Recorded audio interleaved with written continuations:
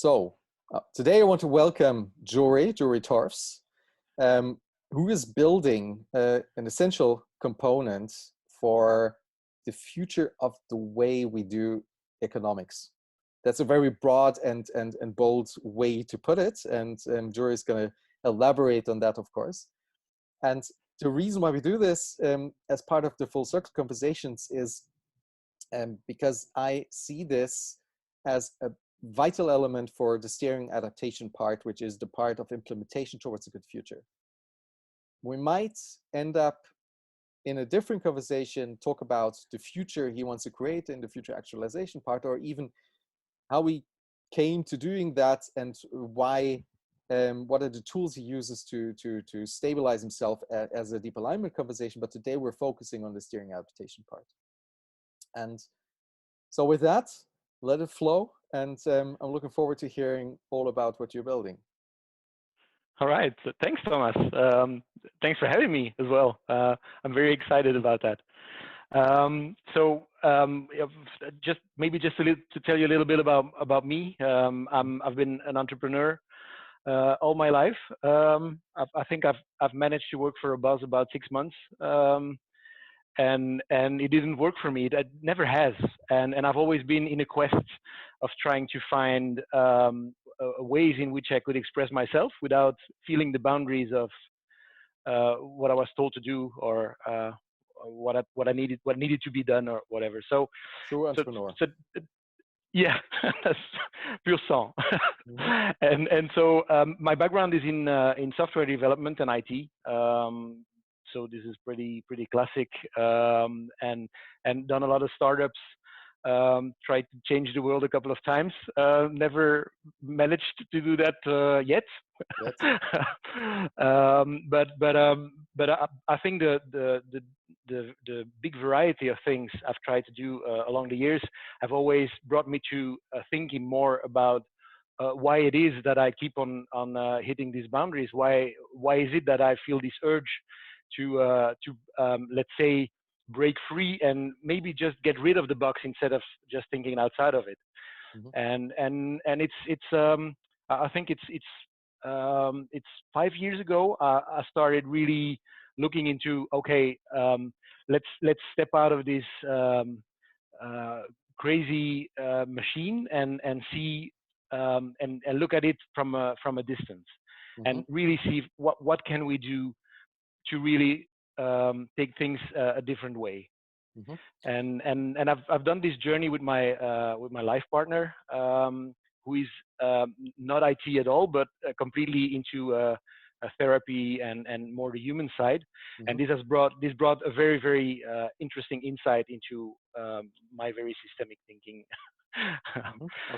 along the way. So what we've done, or our idea of the thing, is that, well, what we need is to build something that takes quality of life as the most essential part of whatever we do.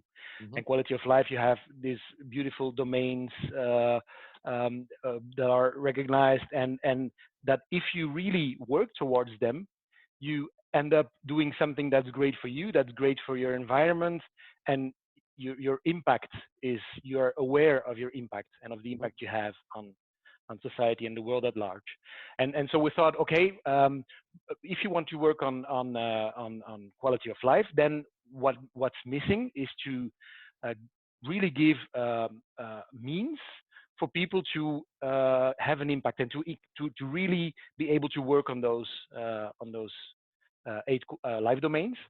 And I think that brought us to the major part, I think, of what was missing for me, at least, is that there are way too much institutions that are created and that creates artificial boundaries that I really don't need, I think. And so I think, can we not just move towards a really person-to-person society, something where just you and I can do stuff. And can do stuff like, oh, let's have a talk like now, but also, oh, let's make a bigger project, let's build a house, let's develop a community, or whatever. It doesn't have to at some point stop the the really fluent way in which we collaborate now on smaller things doesn't have to stop when we do larger things. And I think trying to create this really people to people part got me thinking that if we want to do that in the current societal model or whatever we have, then we bump against all kinds of boundaries, and you are very fastly blocked, and that's why I think we needed to rethink in a very structural way how society is built. So let me jump in and ask a couple of questions and Sure. share a couple of observations.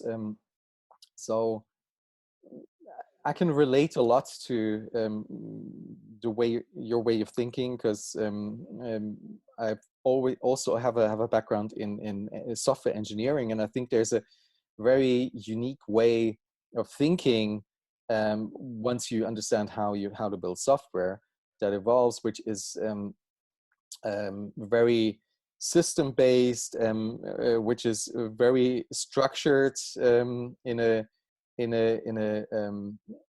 thinking from first principles approach, because you want to break it down to the essential elements, and I can see that in what you were describing. I can also see another tendency that comes from software engineers a lot, that's faced with a system that somebody else built. They have a tendency to say, okay, that's all crap, we have to build it again. While that sometimes is true, it's always very, very hard and almost impossible, because while you're building your system, the rest of the world evolves, the new system, the rest of the world evolves, and you have to somehow map it into this new world and flow, and that's where your new system then fails usually. So that's the one thread I want to follow. So how do you plan to weave this into reality? And the second that you briefly touched upon is this added perspective provided by your life partner, of something that seems to be a really important complement to your type of more technical system structured thinking, but adding a more humane layer. So the weaving and the humane part, that's the two threads that I'd like to follow. Yeah, definitely, and I certainly recognize that, because my first approach when I got to this is, okay, let's build a system, right? So that was exactly what I was starting to do, and as I said, I've started 5 years ago, so I've got some chances to iterate on that, and I think my realization was that the most important thing about it is it can never be a system. At least not one I'm designing, and it can never be controlled, because not even by me, because I wouldn't trust myself either to be in control of something like that. So how can I design a system that's inherently not one, and that just evolutionary and just takes whatever input there is and transforms it into constructive output towards more quality of life, but without me steering it. And just nudging it, and once someone else wants to nudge it, how does that go along? So I'm completely with you on that one, and I will elaborate a little bit on I think how for me the different pieces of the puzzle fell together. Yeah, please. And then definitely the human part that was brought into that is as important as the economical part. Because I think that the human part is the mindset that you need to have. It's a new way of thinking about collaboration, about working with people. And once you have this new mindset, then all of a sudden all the rules that you have don't fit, and then you need kind of a new way of building rules. And we already see some tools that are towards this new mindset, but they're missing like a whole part in the middle of it. And so I think bridging the new mindset and a rule set and a tool set to really make it as a, let's say a whole, that was definitely a very important part. And so the human side in this is like extremely important. Can you take a moment and describe your take on that mindset? Because I feel that many people around us in our filter bubble have share that feeling, that once you snap into that new thing, then things become easy and it's clear to understand it. And but what is it like? For me, it's all about empowerment, and it's all about being able to really steer and being your own case manager, and realizing that whatever's happening is whatever is your baggage or your context you're in, and whatever you put in there. And so people are used to we're actually drilled through our education to just follow rules and then look at someone to deal with our problems. And I think one of the major things about the new mindset is that you have to realize that everyone is his own case manager, and that everyone has his talents and skill sets, and that once you realize that they are there and you are put in a context where you are able to express them and to realize something, then beautiful things start to happen. And for me, that's. But where's the difference between the current notion that is brought in mostly through the liberal view at the market economy, which is very similar in the idea that the individual is fighting for him or herself.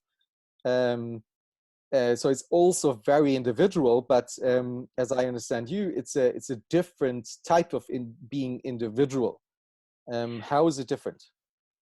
But I think we cannot fight human nature. I think you have to embrace human nature and do something with it. And I think we will never be able to completely eradicate self-serving needs. But as soon as you become aware of the impact you have and of the different circles of people you are impacting with whatever you do, I think when you are put into a context where you are working as a group, I think basically people are also, beside being individualistic, people are also the strongest when they collaborate. We need people from our birth to be able to grow, and we are the strongest when we collaborate. This is something that has been proven and researched a lot. And I think the combination of the motivational power of working for yourself and at the same time working for the group is this combination that I think it was Elinor Ostrom that tried to seize really this in her core design principles and really try to what makes group dynamics work, and why are groups that are build up out of individuals working for their own need, but within the group, why are those performing better than if you put all those people individualistically together? So I think it's about the ecosystem you put people in that really steers or that really generates what comes out of it. It's not so much the people in themselves. If you put very good people in a very bad environment, they will probably do very bad things. And I think it's the environment you have to create that really, let's say, the sauce or something that really makes the thing work better. So now we're entering the part of discussing how to weave it into society, which essentially, as you put it, you have to create some sort of an environment without you creating it, because as I understand you want to create a system without a system, much like John Vervaeke wants to create a religion without a religion, which is which I feel you, but I have a very hard time putting it into words. We're lacking the vocabulary to describe stuff like that at the moment, I think. But maybe you have it. So so I'd like to hear more about how do you intend to weave it back into our reality? Well, I think that the first realization when we started to put together some pieces is that I'm not able to make enough of a splash to even budge the powers that be. so I think my first realization was, how can we Trojan horse this? Mm-hmm. Because that's actually the way in which I think we should start it. Mm-hmm. And then also taken from whatever I knew from my software background, I wanted to do something that takes a lot of the values of open source with it, but applies it to legal models and really societal and governance mechanisms, Mm-hmm. and how can we really put that in, and then take away, I think, some of the very important hurdles, which is finance, obviously. That is a very big pain into, or that is a very strong motivator to have people do wrong things. Let's say that way. And so I think for me it was. I think the open source principles are more about distributed, about community, about being global, without boundaries, about free will, which is a very important one, where you really, when you decide to contribute, that you contribute, and it's only when you contribute that you have something to say. Those are very, very strong things that are very, let's say, normal in the open source community, but when you look back at how politics work, for example, you see that it's not built on those principles. And a very important one, I think, to deal with this money is really figuring out a way where we could really separate power and money, to have power to the people that are really participating and doing something, and to have money plugged into the current system. We talked about bridging, which is a very important thing, bridging the current world and the new world. So we needed ways to have money represent value without it representing a say per se, or in different ways. And I think that is a very important one. We definitely needed to put in there. I think that's very interesting, and I would like to dive deeper into that, because that is very much opposed to, at least how I understand at the moment, opposed to the notions coming out of the distributed ledger community, who essentially bind these elements together even more tightly. That you, the more value you're storing, the more say you have at the system. And you're trying to detach those. Yes. What's your take on that? Yeah. So I think that how our society is structured is that whenever you try to make something tangible, or you need assets or whatever, you always find yourself building a company structure and talking about how are we going to split the shares. so that's always how it ends up, and it's completely beside the point, because what we actually need to talk about is what is a fair distribution of rewards and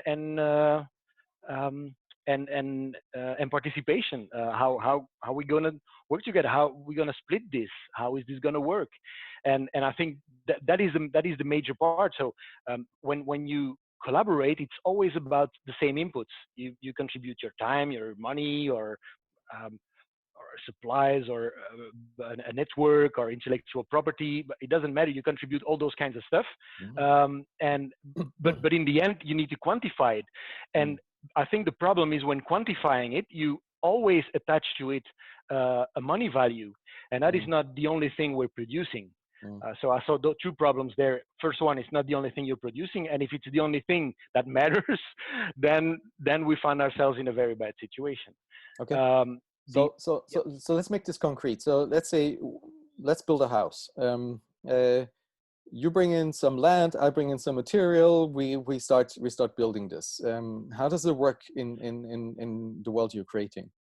Well, the first thing I think is about really understanding what ownership is about, and Mm-hmm. I think for me, we need to get back to some kind of universal ownership, in the sense that uh, whatever resource there is, it has to be shared among everyone here. And so there is a difference between having the value of this specific house Mm-hmm. and really possessing it. So what I mean is that if we're building it and we agree on sharing, whatever added value is created will Mm-hmm. belong to us because we created that value. Mm-hmm. But it is not um, for us to decide what's going to happen with this unless we're really using it. And Mm-hmm. if we're then going to live into this house, that's a separate uh, kind of activity where you say, okay, now I'm going to use this resource. Mm-hmm. And as long as I use it, then I control it. Then I do mostly or in great lines whatever I want with it, because Mm-hmm. now I'm paying for it and I'm using it.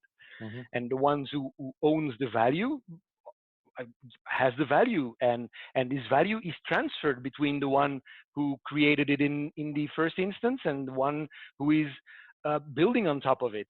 But at no point are you able to seize this property and say, okay, now this is mine, so everyone get off, and I'm just going to keep that here, Mm-hmm. waiting for it to waiting for in fact the community around it to make added value, so that mine will just out of thin air become more valuable too. And those are the kind of mechanics that we needed to put out to take away from it. And so but I didn't want to come, once you talk about universal ownership, all Mm-hmm. of a sudden you think, oh, okay, so we're going to have one big government that possesses it all and that tells everyone what they are allowed to have. And I think that I don't think it's proven that that system also had these problems and failures and struggles. And I think, but not to say that everything they thought about was bad, because there was very intelligent people thinking about those models, as well as there were very intelligent people thinking about more capitalistic or liberal models. And I think it's the combination that makes a very interesting kind of models appear. Mm-hmm. So somehow in there to move into a more common type of language, I see a synthesis between let's say free market capitalism and socialism, but it's a synthesis, and it is an entirely new type of system where when you create some value, you pass it into the world, you give it into the world, and the world, if the world picks it up, it adds value to it, which just by using whatever you created, which then in turn it distributes that value also to the people who are using it, because by using they're adding value. Is that Yeah, somehow right? if we take it very concretely towards Yeah. the we are building a house kind of Yeah. thing. So Yeah. so in that case, we are the investors, and Mm-hmm. we put in some money, and Mm-hmm. Mm-hmm. we want some return. We say, Yeah. okay, I give you 100 euros, but Mm-hmm. since it's real estate, and whatever business model is there gives me an idea on when I get my money back. So I calculate a percentage, and I say, okay, I want, let's say, 120 back or 130 Yeah. back. That's my my reason for giving you this money to build a house, let's say. Mm-hmm. um, that's first part. So you will never own the house, but you will have this value and the potential that it has over time. And then someone rents the house and Mm-hmm. starts using it. Mm-hmm. And the rental has a business plan, obviously, if it's just living or if it's a business in there or whatever activity you have in there, always has a business plan, and so has a return, and so on and so forth. And so what happens is that the added value that is created is used to transfer the value from the ones who initially had it there to the ones who are really using it at this time and working with it and enhancing it further. And so this value is always in a flux. So this means that the original investors have to buy into this idea on a very high and abstract level, and for this idea also are willing to give up some potential financial or value or ownership upside. Yeah. I think you are, as an investor, you are not giving away your value upside, because the value upside is discussed upfront, and I think the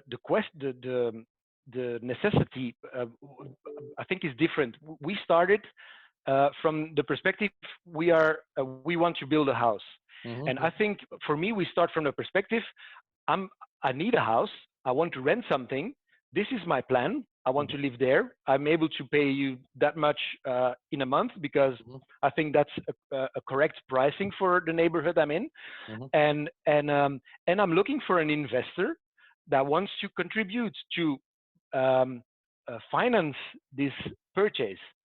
But as an investor, when you look at that situation, you have the business plan, so you know how long it's going to take to get your money back. You know what kind of return you want on your money, so you have your percentage in mind, which is based on obviously how long it's going to last, but also the risk you're taking, and so on and so forth.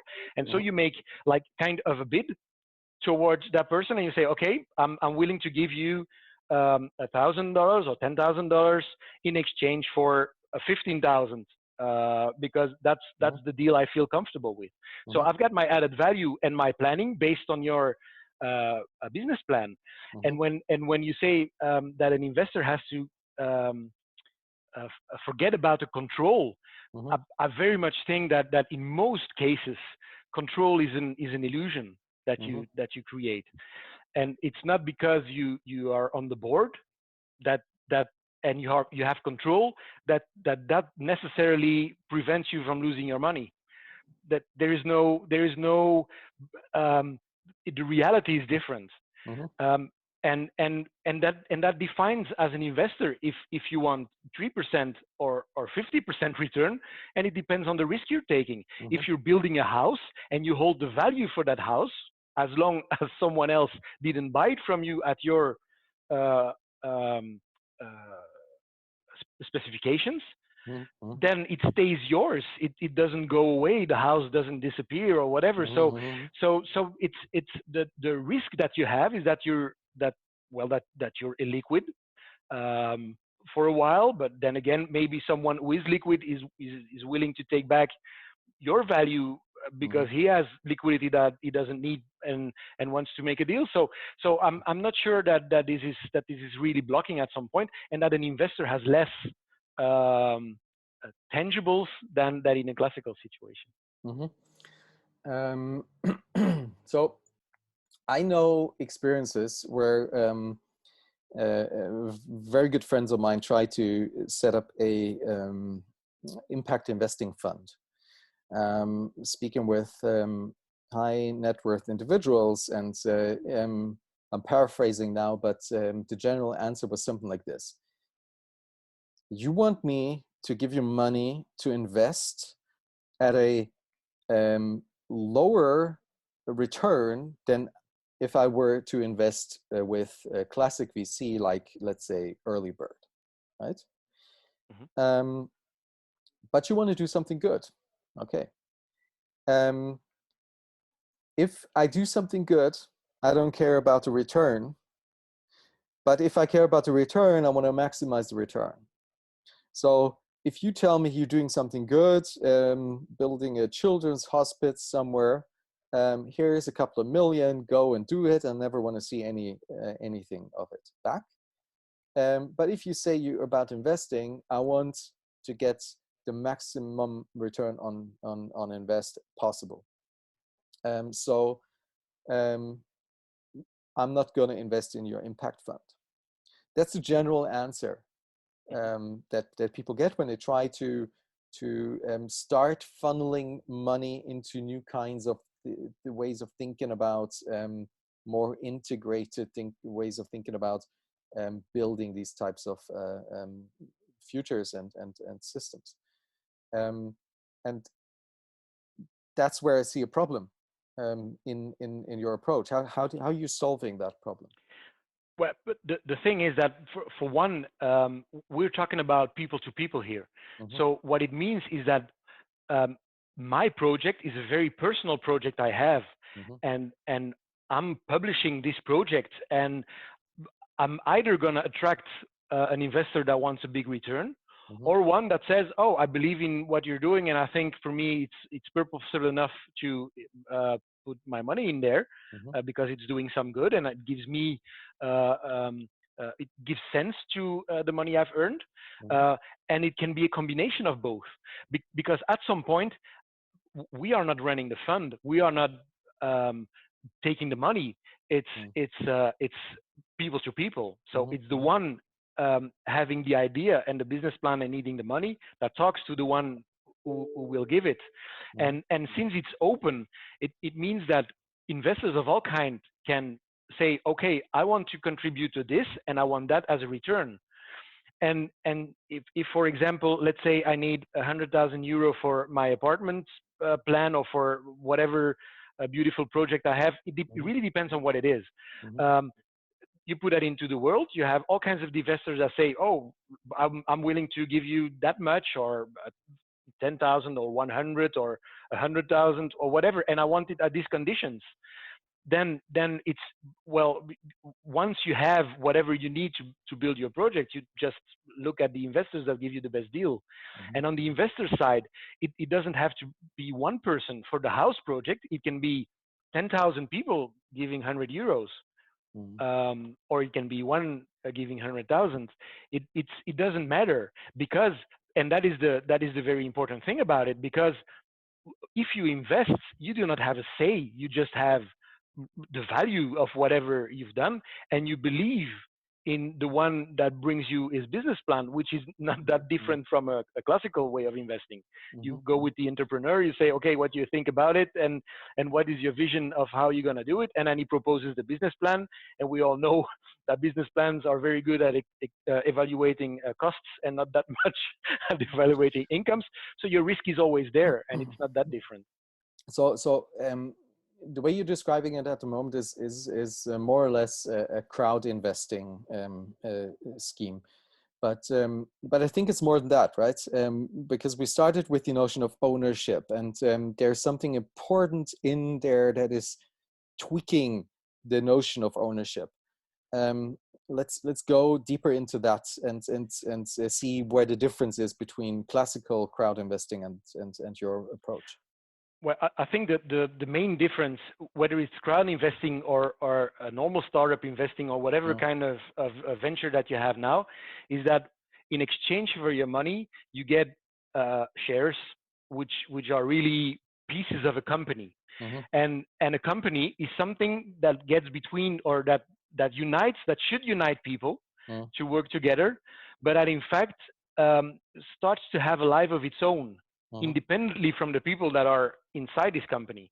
And so for me, we should get rid of companies, because that's not what it's about. It's about you and me and that third guy and this girl that wants to be with us. And that's what we're talking about. So the very big difference between it all is that it really must stay people to people.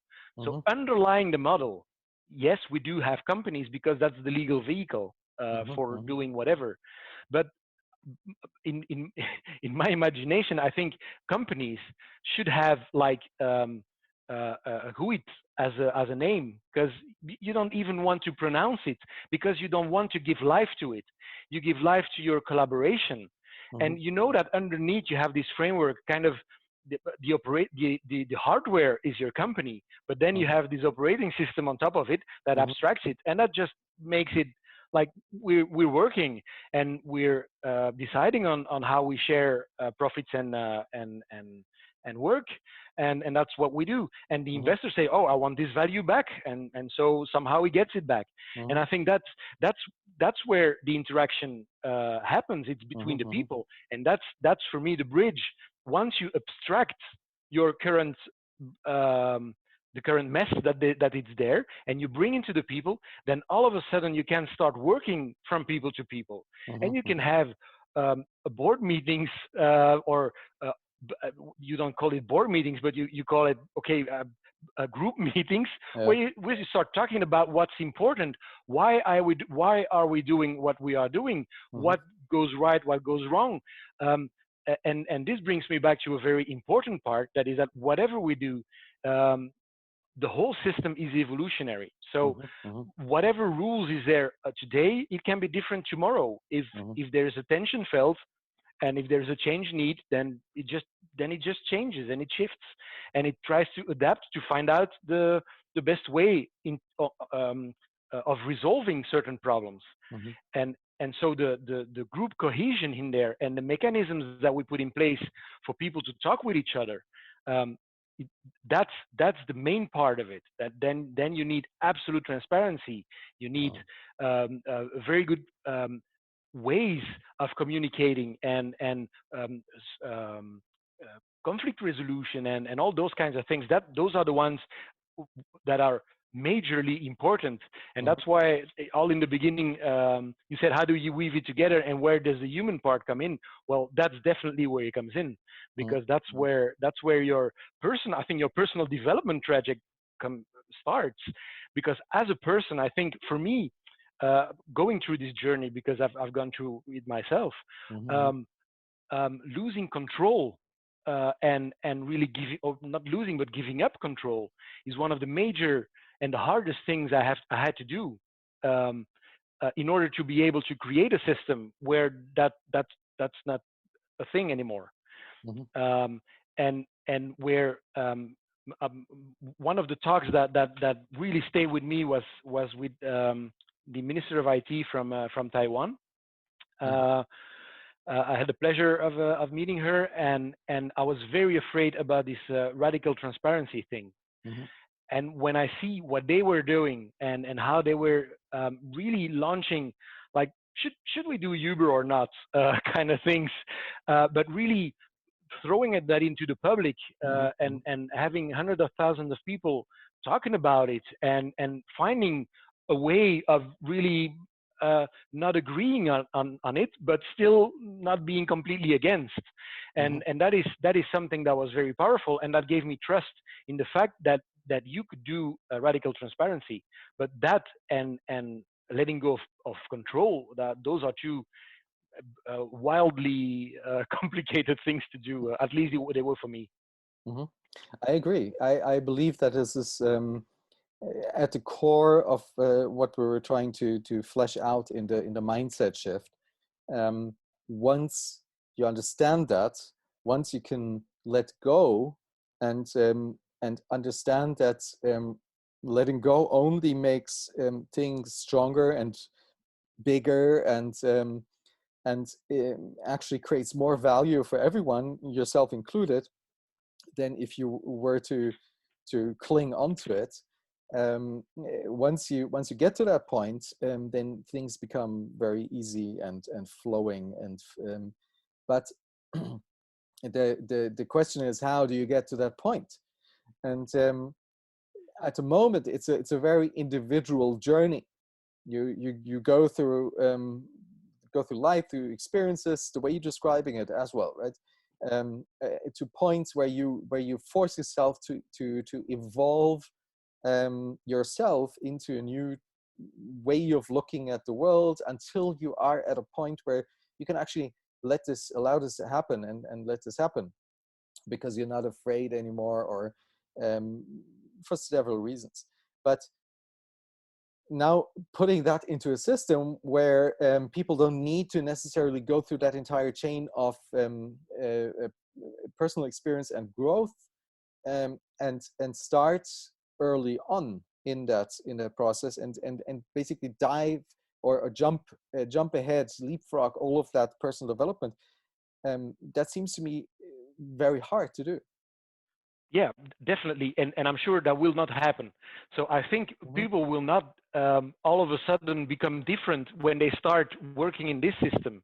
Okay. But I think we come back to what I said all in the beginning. It's about like the air around the collaboration that's different.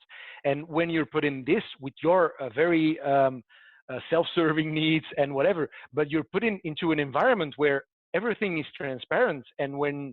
where anyone can from their own strengths talk to you and ask you the hard questions of Mhm. why you do what you do, Mhm. and you have no way to hide behind a stone, then you will either run away very early on in the game, or Mhm. you will try to see what is it about, and does this work for me or not.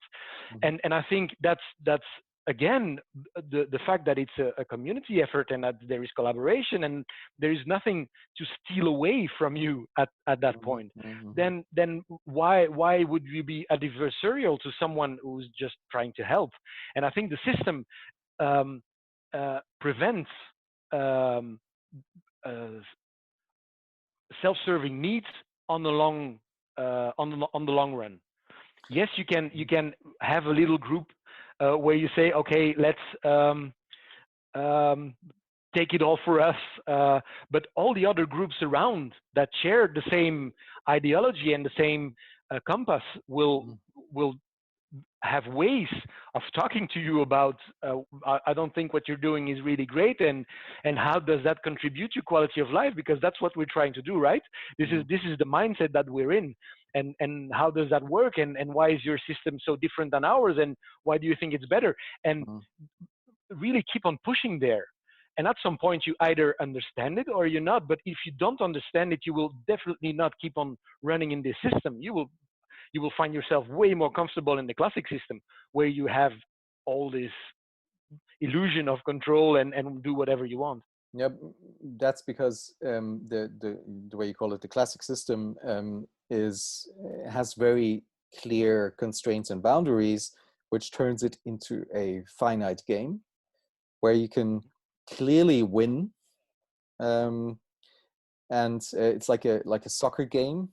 It's very clear there's a winner, but the rules of the game are also not involving the rest of the world. So there's a limited number of people playing. There's a time limit. There's all types of limits, and and if you look at if you call this a finite game and compared to an infinite game, where there's essentially you're enmeshed in the entire world, um, eh, then your game dynamics change. And this is something that also was found in this in this interesting experiment that surfaced tit for tat, for example, um, where game um, game theorists let different modes of collaboration compete with each other, and the more finite game versions lost in the long term, but won in the short term, and the more Mhm. infinite game versions like tit for tat hugely won in the long term. Um, so the way is that a way of looking at what you're building, a infrastructure for infinite game, for Yeah, optimizing towards tit for tat?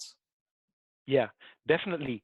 And I think since we've embedded it into an evolutionary thing, Mm, then all the knowledge of these people playing this game will obviously there will be the emergence of best practices mm, that somehow people doing very different things on very different ends of the world will still be tackling very specific problems in the very same way, mm, and the way of sharing this knowledge and the adaptability that you have to say, oh well, let's do it that let's try it out that way because that sounds very doable for them, so why wouldn't it work for us? mm, Then you can I think to be evolutionary, you need to have to be able to enact act out things and try them in the world and see what the results are, and then take what works and throw out what doesn't, and evolve. And I think that's for me the major thing, and just create an environment where that is okay to do, and more where that is the only way to do it. So And in terms of system, all of what we've been talking about could be seen as a bunch of agreements that you can put on some paper, and people start using that as their foundation for interaction. Knowing that you come from a background of software, that is very unlikely, because not only can this paper disappear, burn, or something else, but also it doesn't scale. So I'm guessing that somewhere there's a technological component. Obviously, so yeah, the trustless environment that is enabled by what blockchains does is definitely the direction in which we implemented these kind of mechanisms, because they have to be global, but they have to be secure, they have to be unique and shared, and so there are all kinds of problems to tackle on the sharing of knowledge part, but also on the governance part, on the voting part, on so many different levels, on the conversation part, conversation part at the very high, let's say, societal level, but also at the very day-to-day business operation level. So there are a gazillion amount of tools being built, and unfortunately there are already good technologies out there. So we definitely, I don't want to reinvent anything here. I think that would be wildly idiot to think that I could pull that off. But I think all that has been said and written about and talked about over, let's say, the past 50 years or 40 years, on a structural economical level, until now on what does the blockchain and so on, there is a tremendous amount of things that can allow us to start off trying out stuff and see how it works. And I think the initiatives that will come out of this, well, some of them will work, others will not, because it's not different than in the classical way of doing a business or ventures or whatever. But the fact that there is not one person that could go away with whatever wealth is produced will radically change the rules of the game and the outcomes of it. And so it's more prone to not be all lost, even if some initiative fails. And what I wanted to add is, for example, for us, failing is not only on an economical level; it's also on a societal level. You can have an initiative that makes a pile of money, but that fails on an ideological level. Or so I think it's something that has to evolve. And again, I don't have the answers to all the questions. I think I have way more questions than I have answers. But what we have is a system that will allow these questions and these answers to be processed and to be run in some kind of a way in which we keep on working towards the same bigger, broader goal to create more quality of life for everyone. So you have a protocol design, and this could be used by individual organizations or groups to implement their own version of it. Is that about right? Yeah, that's it. And so for now, we're doing it in a very, very let's say a controlled way. That's a bad word, but a way in which we can really experience what it is to have this working around, and to this is not prime time ready. Let's be honest about that. No way. It is ready to start working on real world initiatives Mm-hmm. and see how they work. And we are working together, like for example, with a coffee and cocktail truck company Mm-hmm. that has nothing fundamentally world changing, but they're Mm-hmm. working in remote areas, bringing people together and Mm-hmm. creating a community around it. They're working with local producers Mm-hmm. to help the local economy. So they are mindful of the impact they have, and they try to still run a business and make good money, because there's nothing Mm-hmm. wrong with that, Mm-hmm. but do it in a way that's mindful. And we Mm-hmm. always try to combine a profitable activity, the community, be mindful of the community, and Mm-hmm. having a social project inside of this. And these three elements form the basics, I think, or should form, at this moment, I think, should form the basics of initiatives, because those three make kind of a balanced way in which you are self-serving and making money, but still being mindful of your community and the impact you have on the broader circles. So I think this is a very balanced way, and this is one of the first Mm-hmm. initiatives we're trying to put into place. Another one is an experience center, where we're trying to combine involuntary childless women with uh, women that could not have kids, Mm-hmm. involving the community, and also the elderly in the community, to take on a grandparent role, and combine that with a classical thing of hotel and conference center. So you have always these kind of social, community and economical models around it. Mm-hmm. And the underlying basis is, or one strong underlying basis is that radical transparency will always lead to the right thing. But I think there is a legal model built out to allow this to work, because trust is something that's very important. Mm-hmm. And in a people-to-people environment, you're not sure that you put your trust in the right person. That is something that grows over time. And so Mm-hmm. you have a framework that will make sure that no one can go running with the money, and that there is that it's stabilized. And that was one of the very important things.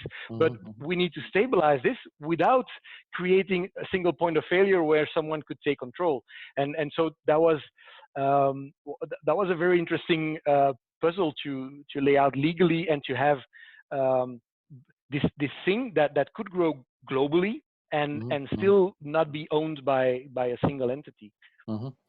So that would be my next question and direction.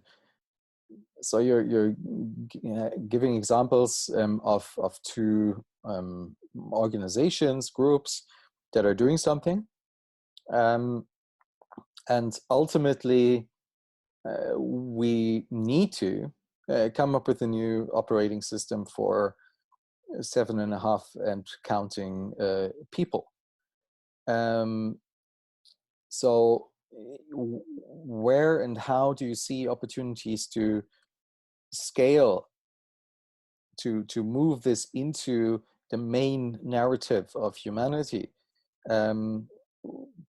We're experiencing an interesting crisis and opportunity at the moment that could help lead towards that, with Corona. What's your feeling and your ideas about how to scale this up to the entire population of the planet? I think for one, it's going to be organic. Mm-hmm. And so I think when you take the most pressing problems, such as the housing problem, for example, which is a huge problem, and you look at it through the lens of this system, it's a little bit what we discussed earlier in our conversation about the house and the renter that gets the ownership and so on. And so you got this transfer of wealth, and this could be one of the initiatives that work very well, and that starts to make let's say circles in water, and try to catch on. But I'm not sure. Very frankly, I don't know what the angle is. But for me, every major case or every major problem I've come across, once you try to convert it into this kind of model, then all of a sudden it becomes clear that if someone or a group of people wants to, oh, let's do it this way, well, then it's going to work in a fundamentally different way. And I believe in the power of the network and the crowds. And so I'm not sure if it's going to be housing or healthcare or something completely different. Still, I don't know where the spark will ignite and what will really make this work. And or if it will eventually work, I don't know that either. But anyways, for me, it has become something very interesting to explore. And whatever venture I go in now, I always put it in this kind of model and try to look at it in this way. And yeah, maybe in 10 years I'll tell you, well, it's been fun, but I didn't. It didn't manage to really touch these 8 billion people, but it might just most big open source projects, they before it's major, nobody knows it's gonna be right. Of course, yeah. But I'm just trying to imagine and extrapolate a little bit. But looking at the moment, at the situation at the moment. And seeing what countries are doing, they're essentially doling out money to individuals and corporates because they have to get things rolling or keep things rolling in the way they have been. Now, this crisis might be over in a couple of weeks or months, who knows? And of course, governments can finally take back the authority over central banks and continue producing money until it's worth nothing, and then because they have to, because that's how we operate at the moment to produce all of the things we need.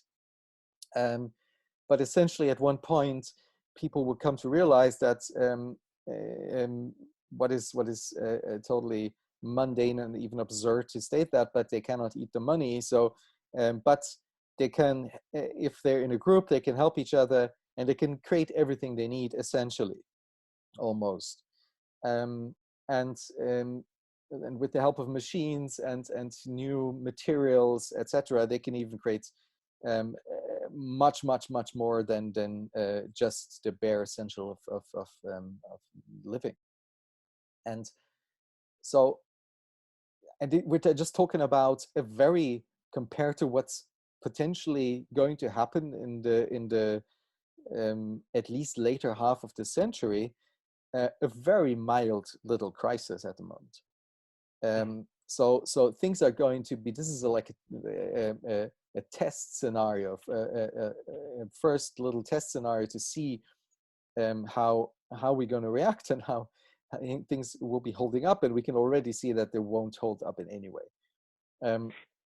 So I think for me, a major thing here is that whenever 100 euros is put into this system, it never goes back to the old one. It always stays in there and keeps on promoting and reinvesting into more of this.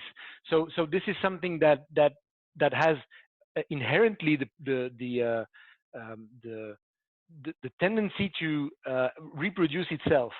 And so I think the valuation and the transfer of value that we have now is in fact a bridge to the current world, because you need a bridge. Otherwise, you're like so far off with your plans that you will never get this capital flowing into the system. But once the capital is in the system, it becomes less and less relevant. And what becomes relevant is what you do with it and what you're actually working on and contributing to. Yeah.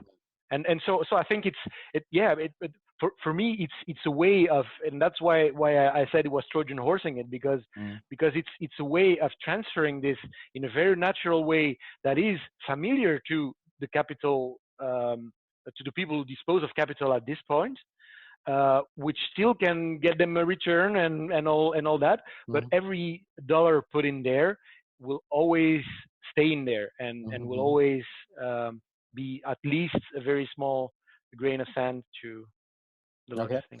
So, so if somebody wants to take this into, let's say, a housing project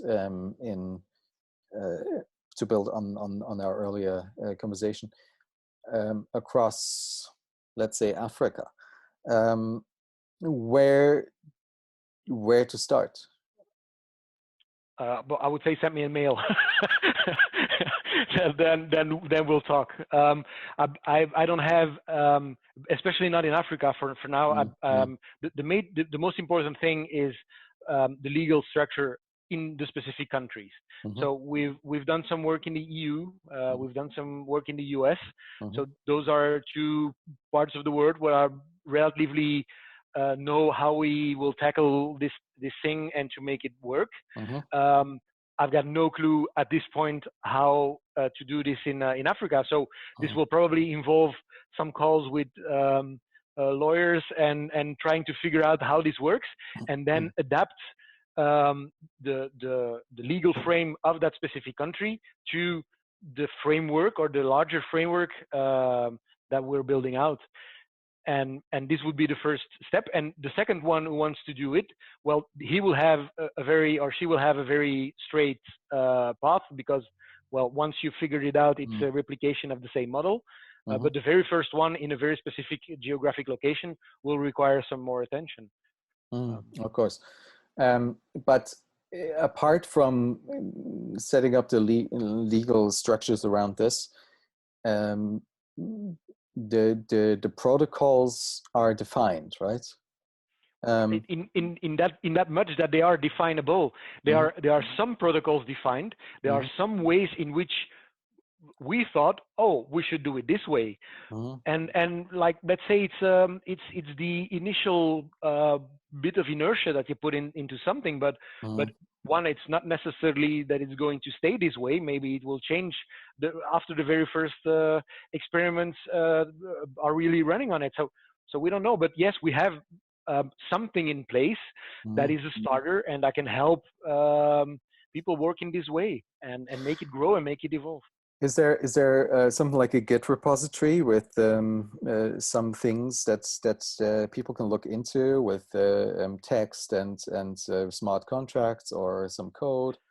Not code yet. For now, we have it more. So what we've put in Git is the community statute, which is the shared knowledge base in a sense. Obviously, Git is a very interesting and very not good for non-technical people to collaborate. So that is definitely something that we need to work on. But there are lawmakers in the US that actually use Git to work on legislation. Yes. Okay. Well, there you go. And they're not technical. That's for sure. So we have that. We have some legal structures in place that can help us kickstart this whole thing. And we are now starting the technical path. But I'm still the one who needs to figure this out technically and write out the technical stories. And once again, this is, for me, it's the one thing that whatever we want to do with this, it can never make money, because inherently it's not meant to do that, because otherwise it will become an institution. So I'm funding it myself. I'm putting in the time and the hours and whatever I have, but it takes time. And the more people we are on board working on that, the better it will advance. And anyone who is willing to jump on board is very much welcome. There is no formal structure except around certain things where for example, my life companion and I are working on. Those are already groups, and you can join this group, but that's a much more structured group. The overarching architecture is something that's very democratic, and that goes. And as long as we are the main ones contributing, then it takes its time. But no. And where do I go if I want to learn more? So is there a website, or what's the name that you're using for this on Git? So in case somebody wants to explore. so the best starting point is the website, because that's the easiest one to keep up to date, Mm-hmm. and that is qualityoflife .world, or Mm-hmm. QOL.world. Mm-hmm. And Okay. so that's where you start your journey. Mm-hmm. That's where you will find links to the initiatives that are already trying to put into the world, and so Mm-hmm. on and so forth. Wonderful. So I have a much deeper understanding now, Cool. and I hope everybody who listens does that too. Is there anything else you think we missed that you want to add, that is missing? Anything? Not there's a whole lot of things that we can still talk about. We didn't go very much into the really how do groups collaborate, and what makes them Mm-hmm. work together, and what makes that tick. So there are definitely opportunities to talk more about Okay. in depth there. But So yeah. let's go there. Let's go there. I'm interested. So how does it work? How does a group actually collaborate? Well, I think the main we've done a lot of research around sociocracies and holacracies, and all kinds of new ways of combining. We've looked at integral and all kinds of stuff, and we ended up, I think, a little bit like the economic thing. It's a combination of different frameworks. I think the one that appealed the most to us was pro-social. Mm-hmm. I don't know if you know that one, which is combining the multi-layer evolutionary theories Mm-hmm. with some I think it's called ACT, the psychological part, Mm-hmm. and Elinor Ostrom's core design principles.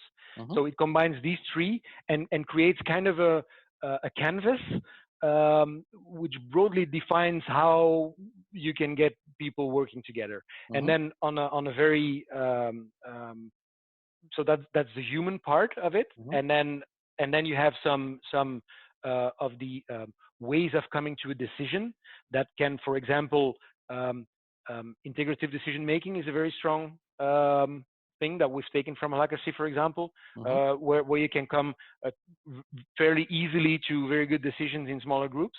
Mm-hmm. But you have the quadratic voting, for example, that I find very appealing for coming to decisions in a much broader and bigger groups, Mm-hmm. without oppressing the minorities. So that's where these different angles fit in to this whole part. But I think well, there is not one. There's no way that I can really get you through this from A to Z in totality. I think it's something that people need to experience, and it's Mm-hmm. when you start working in this way, and that you get confronted to all these different kind of things, that you pick the ones you like the most, and that's, I think, how you advance. Let's use the holacracy part as an example, because that's probably the easiest to grasp.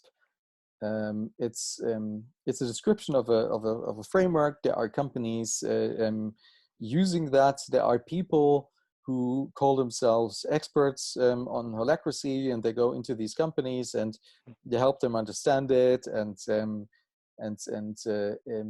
there's a signing of a contract to actually implement this, and everybody agreeing on it, and etc.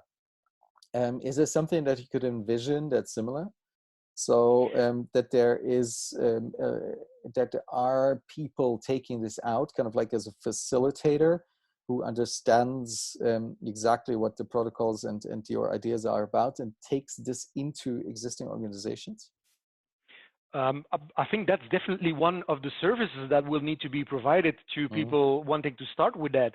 Mm-hmm. And I think it's not, but the thing is, it could very well be a holacracy coach that comes in there, because at some point a group of people might decide that holacracy is wonderful for them and they want to work it in that way, Mm-hmm. and there is nothing wrong with that.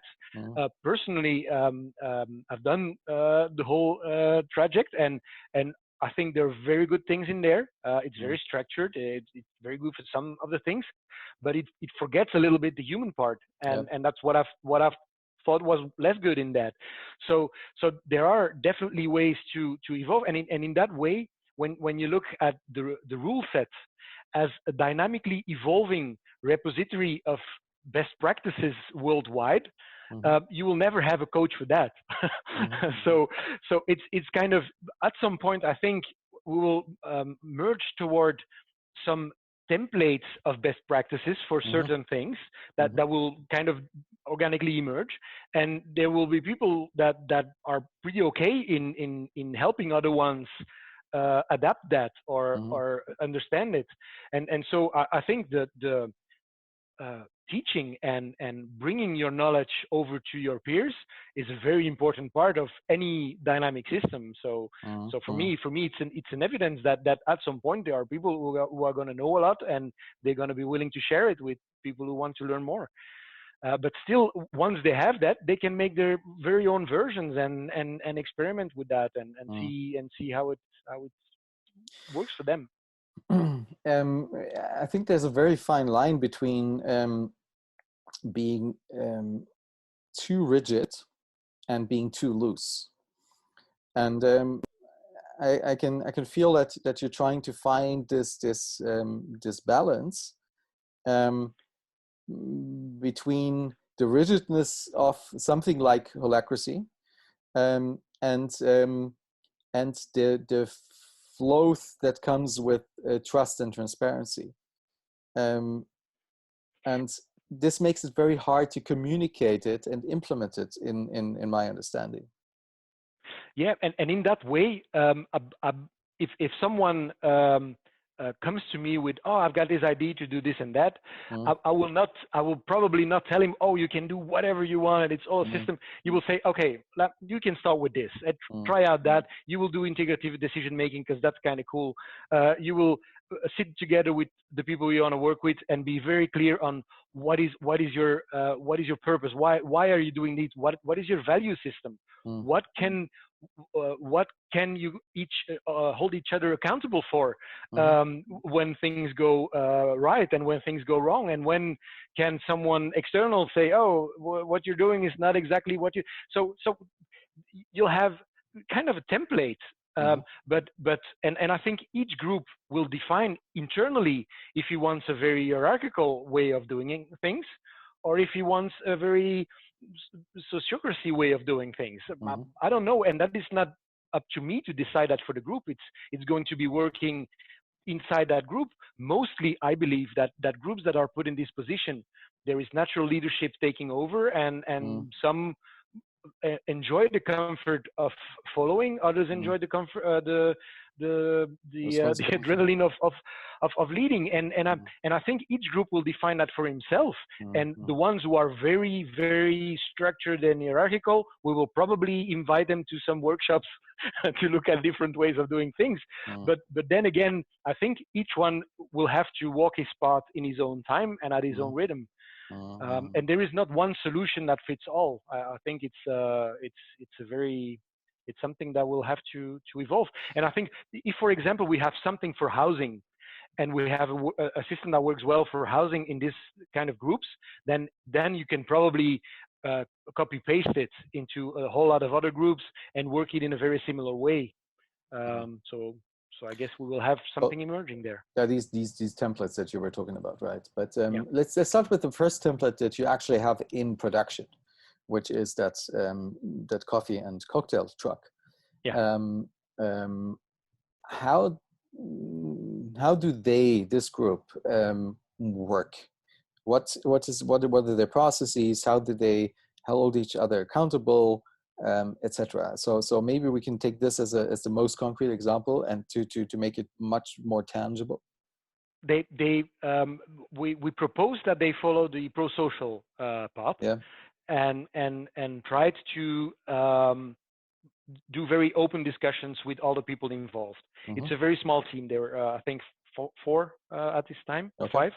Mm-hmm. So it's a very small team, and that still works very well. But Mm-hmm. it's a very organically formed team. So you had the entrepreneur who had Mm-hmm. the idea and who is there, and who wants to employ people to work for him. Mm-hmm. And so you feel the tensions all the time, Mm-hmm. and I'm pretty sure not every aspect of it is very clear at this time.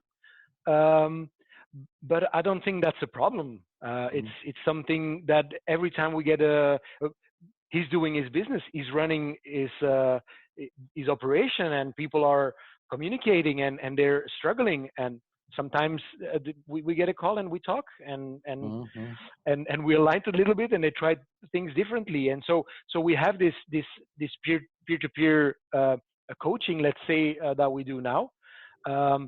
But without, at this point, really without trying to impose some specific system. It's more when he feels a tension about some stuff. Oh yeah, the salaries.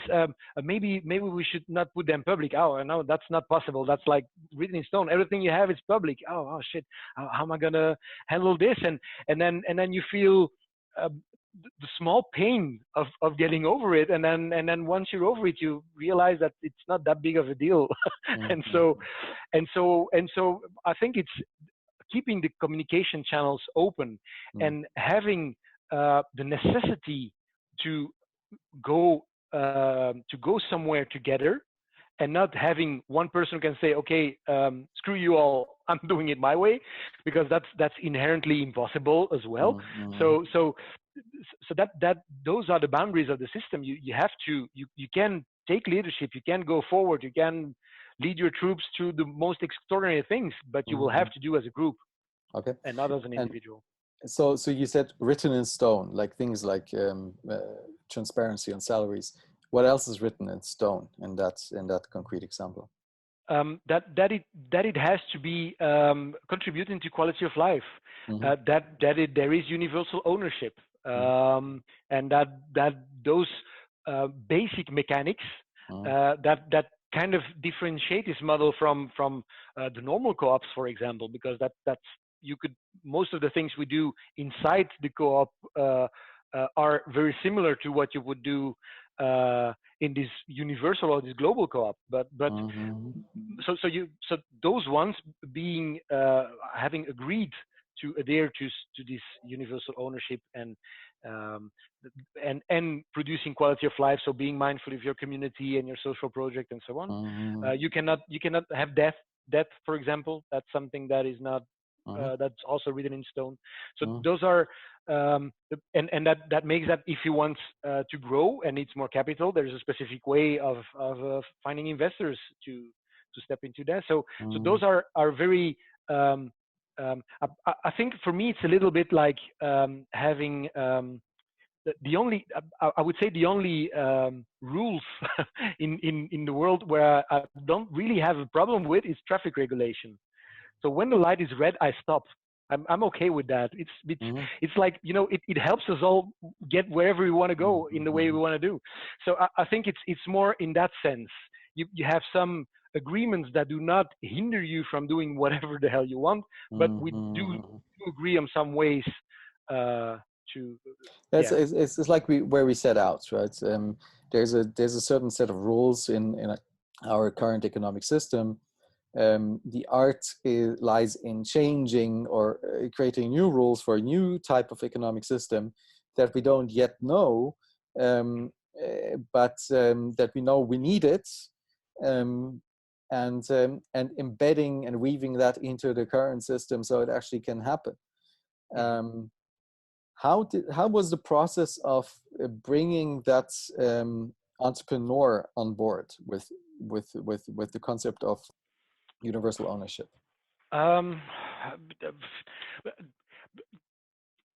naturally, just talking like you and I, you talk and you say that you do things differently, and people are mindful. You see, especially in younger people, they don't want to do it. Mostly don't want to screw it up like we did. So they're listening to you do it differently, but can I still do whatever I want to do? You're not going to control me, right? So and once you explain, no, it's your project, it's your thing, but we do have some rules like the separation of power and money, and like the universal ownership, and like the transparency, and so that. But if you're okay with that, all the rest is like you do whatever you like, and you help people evolve. And so it's very new. We're still in a very early starting up stage, but up until now, but to me this feels like something that could be breaking it down into these straightforward components like universal ownership and contributing towards quality of life, and then of course having a definition on what is universal ownership, how does it work, and how do you measure quality of life, which are topics for themselves, of course. But adding that to the company contracts and protecting it as you do. We haven't talked about that yet, but as you do through a foundation, should essentially allow everybody to plug and play this, right? Yes. And almost any legislation, because all you need to do is to be able to protect changing of the contract by something like a foundation, which should be doable almost everywhere. Well, the thing is that it's not one foundation. It's actually a network of foundations which span the globe, and those ones are kind of the keepers of the structure. They hold the shares of the companies or the holdings underneath, because the participants will never see the holding or the structure that's underneath. They only see the collaboration that's in place. So the network of foundations spread the shares all over themselves, so that every foundation owns an equal part of every holding company in specific countries. And so I think for me the most important part is that it's companies will be built specifically because in some jurisdictions this kind of company works better for this kind of for example, for managing real estate or something like that. So it's very technical, like why you would use this programming language or Python and C# and not C++. It's more like that kind of level that you decide what kind of company that you need in what kind of country. And that's why I said you need to know the legislation of that country, because you need to really be able to play with that. But then it's the network of foundations that just that are ruled by democratic governance, basically, but embedded in there is that they will never ever, whatever they do, sell the shares of the companies they run, because that's not theirs to do. And for the rest, they do not possess those companies, because the value of the companies is in the hands of either the entrepreneurs or the investors, or somewhere in between. And these foundations, are they specifically set up for managing universal ownership, or are they foundations that's just decided to collaborate, that you brought in order for a larger collaboration? No, they are created specifically for this purpose, because at the base level of a foundation you have the founder, which is the one person that can control them all, and we didn't want that. So we needed a design of foundations where one person or group cannot control the thing, and which inherently links to the other ones, creating this kind of uncontrollable and still living thing. So you have people enacting roles within these foundations, but they are there because they are elected. And in that sense, the whole network creates kind of a societal fabric. But inside the current society, because it has to be embedded, and there needs to be bridges with the the real world, let's say. And how many of these foundations exist at the moment? We have one. We have one. Okay. So we've created one because for now, all the initiatives we have, we are developing 3 at this point, and they're all in the EU. So I didn't need a foundation anywhere else in the world at this point to do this. But I'm sure that as soon as we go to the States and we do something there, we will need something there, because those kind of continental based moves need very specific legislation as well, and that will help decentralize this power and have the US Foundation have shares to the EU companies and vice versa. So that will help the whole network become way more resilient towards, for example, government scrutiny or something like that. Yeah, and I've been dealing with setting up a foundation in Germany, and there are different ways of setting up foundations here, which differ in the sense of control or government control, as you just noted. So, in the ultimate way, you're handing over the last mile of control to the government. So in order to ensure that no individual can take over control of the organization and change or shape it or close it in the way they feel fit. And that might be a different situation in different legal environments. Yeah, I think the basic idea is that for us, and that was kind of the hard part in creating it. That is that for me, the community statute is the evolutionary part. That's where all the things that we do is described. But the community statute has to be given life by the foundation, but the foundation working has to be described in the community statute. So you had kind of a chicken and an egg situation going on there, and we managed to kick this off in a way that once it started, it's no longer the original foundation that really rules it. They are foundation for public good. So I think that comes in the direction of what you were saying, in the sense that it can never be for a personal benefit. So, and it is looked at by government, and it had to go through a whole process of being accepted and so on and so forth. Exactly. But the running of the foundation itself is actually described in a very large way in this community statute, to which it has given birth, actually. That's I mean, that's very much in line with the sense of foundation, which is the only organization that we've created that owns itself. And so in that sense, that's also a chicken egg problem that you need to solve there. So that was, I think that's transferable to your model. Yeah. The term universal ownership, is that something that's unique to your model, or is that something that other people are also using? I didn't see that yet used. At least it's a term that definitely was coined several times already, but not in the form that we've created it here.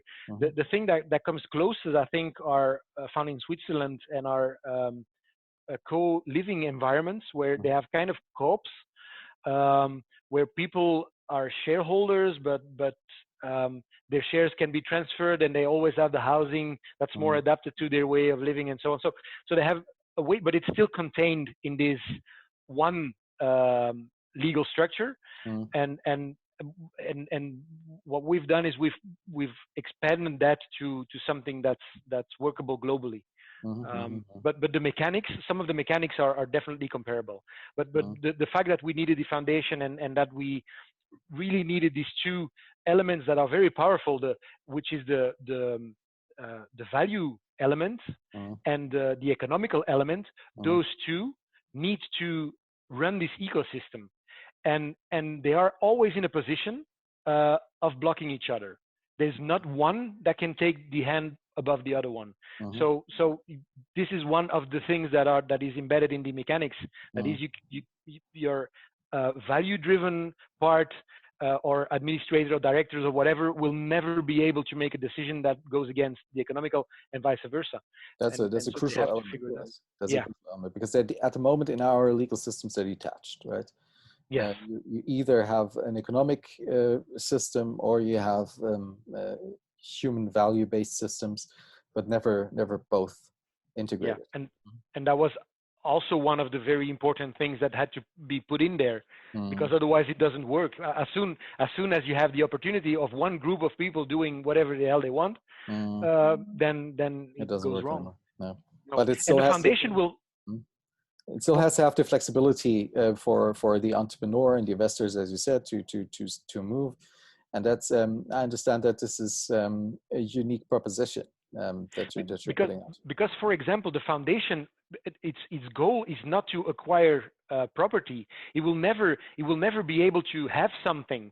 So there is no struggle there to have something. It's just a struggle to who can stabilize this thing, and that's the only thing that works, because in the groups, that's where the magic happens, and they define their own contracts and ways of working and so on. Wonderful. I'm glad you're with me. Yes. I'm already thinking of who could be the next experiment you're working with. I'm all ears. The more the merrier. I feel complete for today. Unless there's something else you want to add, we can happily dive in deeper.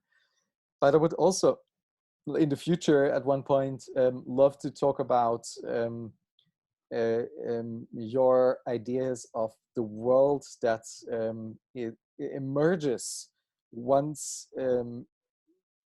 universal ownership or other models become the main operating system of how we do things, because that'll be an entirely different world, and I would totally love to hear you describing it. I would love it. So let's take some time in the future, next couple of weeks, to explore that. All right. And thank you so much for your time today. Thank you, Thomas, for having me. It was great. And for all the work you've been doing, and for all of the time and money and love and effort you're investing. Thank you. Thank you very much for having me, and I hope we talk soon.